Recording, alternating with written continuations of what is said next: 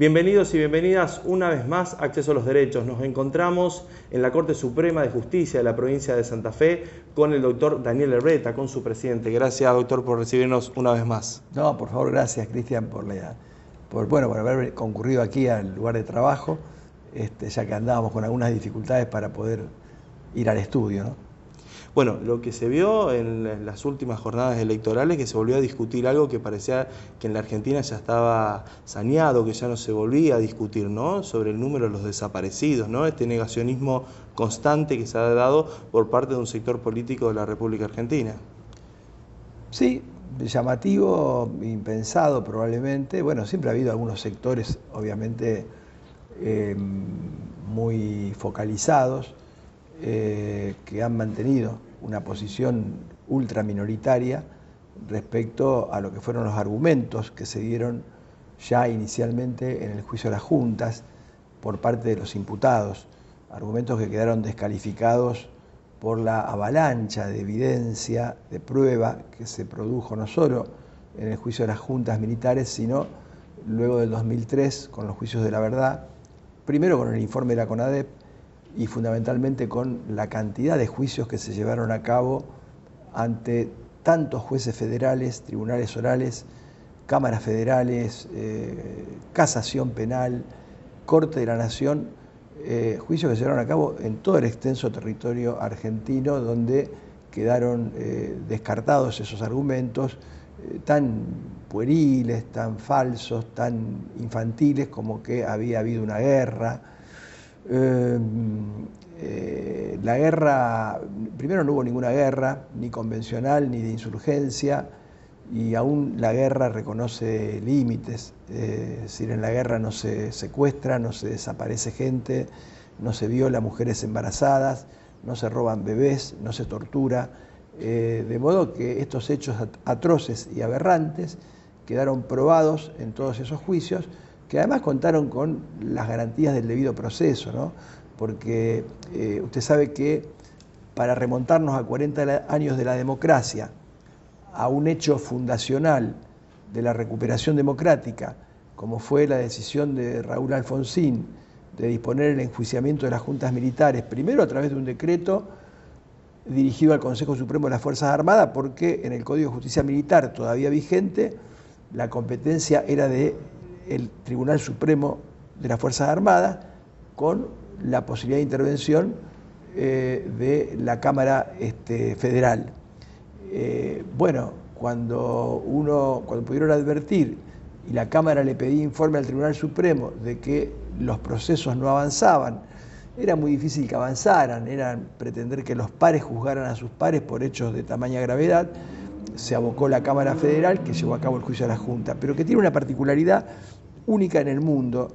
Ayer estuve con 4 senadores de California, Estados Unidos, y la semana pasada estuve con un catedrático de Humboldt, Berlín, y 3 catedráticos de la Universidad Federico II de Nápoles. El juicio de la Junta está en los tratados de derecho penal del mundo. El juicio de la Junta es un hecho universal, único, porque a diferencia de lo que ocurrió en Nuremberg, Tokio, donde se juzgó a un número limitado de genocidas, se creó un tribunal para juzgarlos, se creó una ley para juzgarlos, que fue el Acuerdo de Londres de 1948, a diferencia del juicio a los coroneles griegos, en donde los coroneles griegos fueron juzgados por un tribunal militar y contaba ese tribunal con el apoyo de la mitad del ejército. El juicio de la Junta fue el juicio del pueblo argentino a los genocidas, fue el juicio que decidió un presidente con la fuerza del voto de la soberanía popular, con un ejército intacto, fue el juicio que además ese presidente hizo u ordenó hacer con el Código Penal de don Hipólito Yrigoyen, el Código Penal sancionado en 1922, por delitos comunes, con jueces que juzgan a cualquier ciudadano, cualquier persona de la República Argentina, y con el respeto de todas las garantías. De modo que ese hecho es un hecho, vuelvo a repetir, fundacional de la democracia recuperada, y Lo que es sí llamativo es que hoy cobre cierta relevancia o dimensión el negacionismo. Usted sabe que el negacionismo, en primer lugar, el negacionismo siempre involucra o implica antisemitismo. Y en segundo lugar, el negacionismo es prácticamente la obstinación por negar de manera falsa hechos que no admiten discusión, porque han quedado sobradamente demostrados en procesos, en este caso, previstos en la Constitución de nuestro país, en el caso de Argentina. Es preocupante, y bueno, y esto es lo que demanda, sí, lo que requiere. Nosotros tenemos un día de la memoria. La Argentina tiene una cultura de la memoria. En 1983, con todo respeto, en el último discurso, Alfonsín planteó que el pueblo argentino tenía dos opciones, iba a elegir entre dos movimientos nacionales que tenían los mismos objetivos nacionales, que diferían en su metodología y en la forma de alcanzar esos objetivos, y que tenían otra diferencia, que era precisamente la discusión entre la memoria o el olvido, porque la opción electoral de 1983, de un lado se planteaba la vigencia del artículo 2 del Código Penal, el principio de benignidad de base legal y por lo tanto la validez de la mal llamada ley de autoamnistía militar, un bando militar, donde se autogarantizaban la impunidad, y el presidente Alfonsín planteaba la memoria, el no olvido. Amnistía viene de amnesia, de olvido.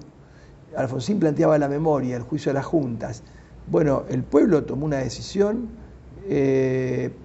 dentro de estos movimientos populares, nacionales, que fueron la Unión Cívica Radical y el peronismo en aquel momento, y bueno, después hubo un consenso muy grande en todos los partidos políticos, y de hecho muchos de los integrantes de los distintos partidos políticos fueron testigos en los juicios, bueno, fueron víctimas, algunos tuvieron más víctimas que otros, y el pueblo argentino realmente hizo una cultura de la memoria.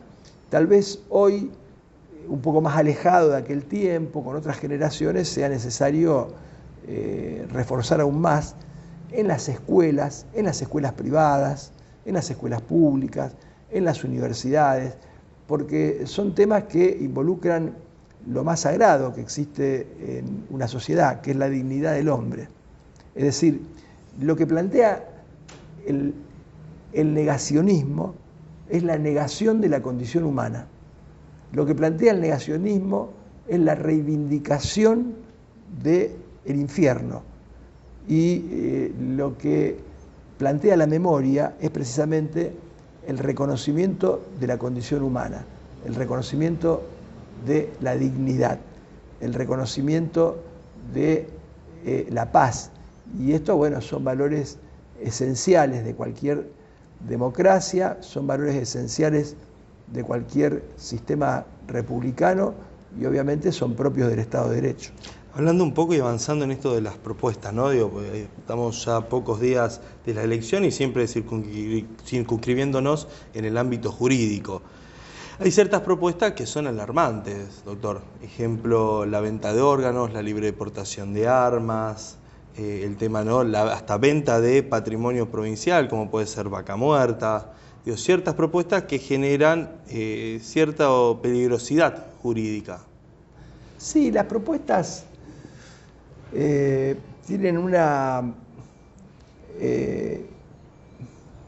implicancia en el sentido del riesgo conceptual, ¿no?, que involucran, desde ya que muestran en algunos casos cierto desconocimiento, no solo de algunos principios constitucionales, sino de la realidad. Y esto es grave, porque, digamos, ninguna política pública puede generarse cuando uno está completamente desconectado de los datos sociales y de los datos de la realidad.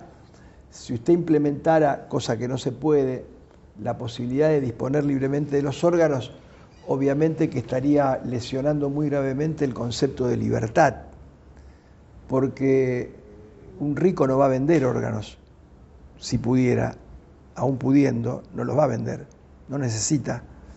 Una persona vulnerada probablemente necesite vender órganos.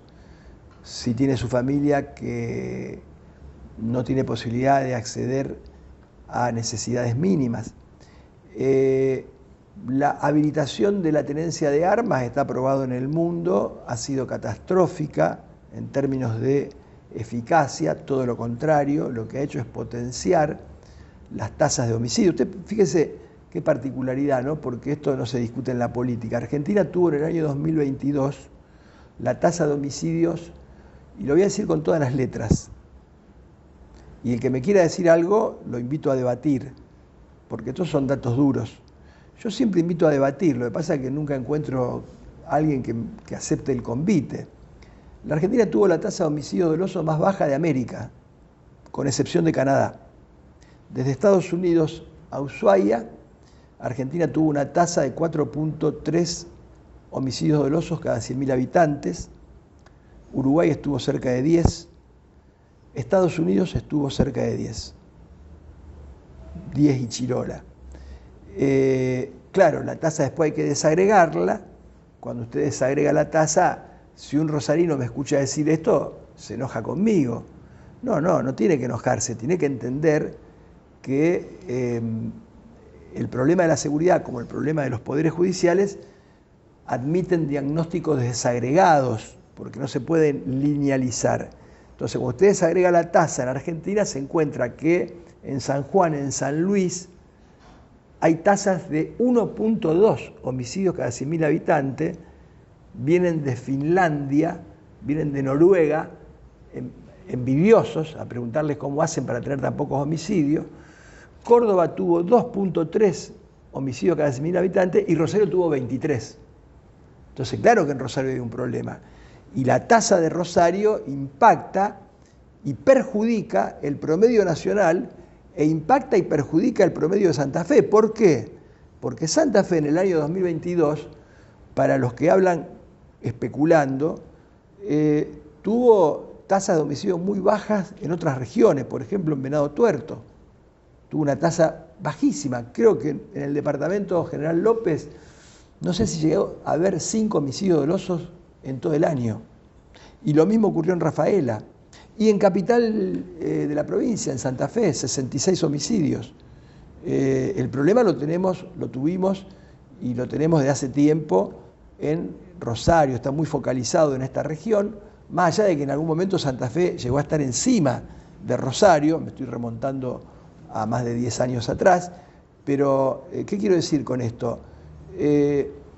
Los países que han habilitado la tenencia de armas no solo no han podido controlar el fenómeno de la violencia, sino que han potenciado el fenómeno de la violencia, porque precisamente uno de los datos y de los indicadores que tienen que ver con el problema de las disputas territoriales y las muertes asociadas a un montón de mercados ilícitos en la ciudad de Rosario y su región, tiene que ver con que es una ciudad donde proliferan muchísimas armas. Hay un mercado ilegal de armas enorme.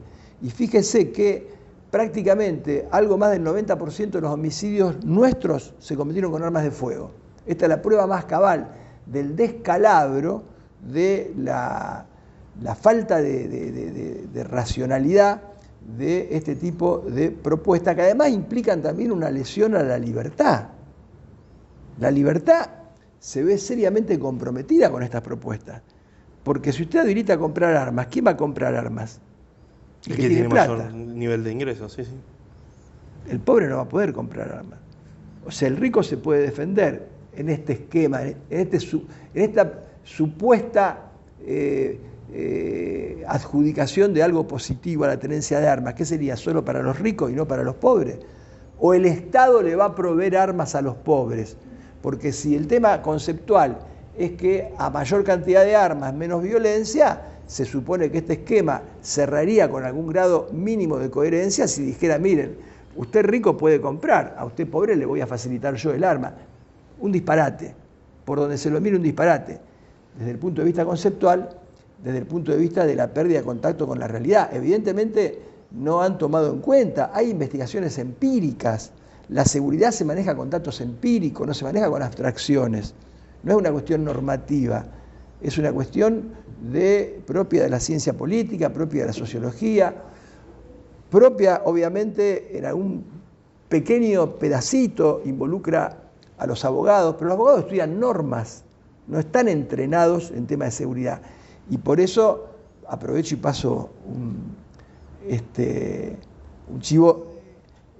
Nosotros, como normalmente hay una confusión y se piensa que los problemas de seguridad son problemas de los abogados que nunca estudiaron este tema, nosotros en la última reforma del plan de estudio de la Facultad de Derecho de Rosario es la única facultad que tiene una materia obligatoria para todos los alumnos que se llama Políticas Democráticas de Seguridad Ciudadana. Y hemos impulsado, yo le he propuesto al rector Franco Bartolacci, junto con otra gente, la iniciativa que se trabajó durante todo este año 2023 de lanzar la licenciatura en seguridad en conjunto, la Facultad de Derecho Estatal y la Facultad de Ciencias Políticas. Licenciatura en seguridad que va a inaugurarse en el año 2024 y que va a ser un ámbito y una instancia de formación para cualquiera, porque es una licenciatura, pueden ir policías, pueden ir, es decir, no requiere, digamos, no es una carrera de posgrado, y bueno, es un aporte que desde la universidad hacemos precisamente para contribuir a generar cuadros y también a tratar de producir más investigación, porque en este tema se requiere mucha investigación de campo, mucha investigación empírica, y los abogados no estamos formados para ese tipo de investigaciones, pero es necesario porque uno no puede prevenir lo que no conoce. Volviendo a la pregunta original, me parece que son dos propuestas que no tienen ni respaldo conceptual ni tienen vinculación con los datos de la realidad. Algo que genera mucha incertidumbre desde el punto de vista económico es la posibilidad de cerrar el Banco Central y la posibilidad de dolarizar la economía en la República Argentina, que ha sufrido varias crisis, ¿no? Ejemplo, la del 2001.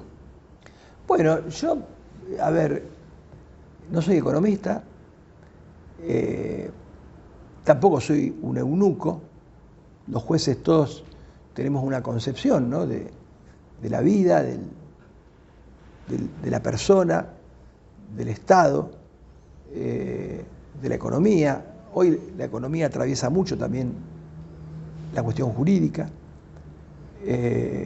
Vivimos en un mundo de alta concentración de riqueza, vivimos en un mundo donde pareciera que la política se encuentra un poco debilitada frente al poder económico hegemónico.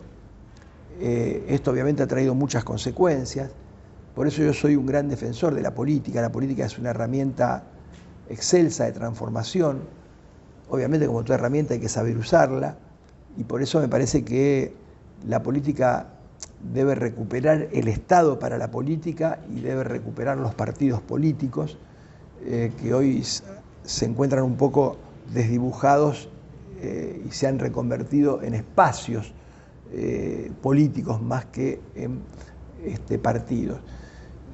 Yo soy un defensor de la soberanía argentina. Yo creo que la Argentina debe defender su moneda. Lo que debe hacer, obviamente, es evitar que se devalúe. Miro mucho los ciclos y los momentos históricos. Hoy atravesamos un problema muy difícil, muy paradojal, muy autocontradictorio, porque por un lado hay un país en movimiento, la macroeconomía más o menos, y por otro lado hay niveles de pobreza y de exclusión muy grandes que hay que tratar de incluir, hay que tratar de recuperar. Pero así como miro los momentos históricos, miro también los momentos históricos de la realidad internacional. Yo no conozco países que hayan cerrado el Banco Central. No conozco. Si hay, debe haber uno o dos, por eso no los conozco. Hay tantos países en el mundo, pero verdaderamente países sin Banco Central es perder la soberanía y la capacidad de regular la política monetaria. Uno no puede depender, digamos, de la política monetaria de otro país. De manera que, bueno, son discusiones, diría, muy anacrónicas, pero yo respeto las posiciones. Es decir, si una persona es anarquista, si una persona tiene concepciones ultra privatizadoras, bueno, yo, digamos, pensar así no es una ilicitud ni es un delito. Lo que sí uno puede decir desde el punto de vista del derecho, desde el punto de vista jurídico, es que obviamente este tipo de cuestiones tienen implicancias jurídicas y tienen limitaciones, porque nosotros tenemos una Constitución nacional y tenemos una serie de leyes que para que esto pudiera concretarse deberían ser modificadas. Por eso me parece que son discusiones que pueden darse más en abstracción que en la realidad concreta. Gracias, doctor, por recibirnos en la Corte Suprema para Acceso a los Derechos. Muy amable. Muchas gracias a ustedes.